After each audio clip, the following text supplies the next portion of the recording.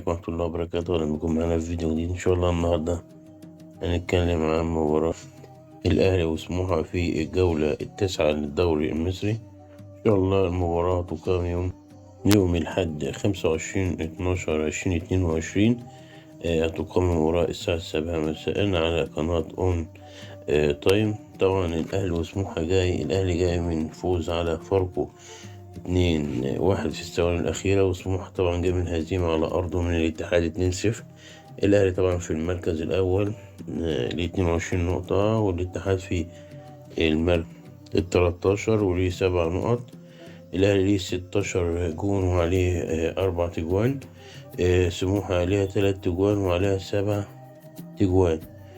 تبقى مباراة صعبة ما بين الفرقتين، بس هي دايما مباراة الأهلي وسموحة كده تبقى الند كده، يعني كده هتبقى مباراة شيقة وكده. إن شاء الله يكون الفوز حليف الفريق اللي يقدر يجتهد أكتر. هتبقى مباراة جميلة، والأهلي عاوز يواصل وسموحة عاوز يخرج من اللي هو فيه من الكبوة. يكفي اللي سموحة جايب 3 تجوان وعليه 7 تجوان، يعني ما حصلش الجولة التاسعة، ما حصلش يعني نص جون في كل جولة. ده كل ما لدينا في الفيديو، والسلام عليكم ورحمة الله وبركاته.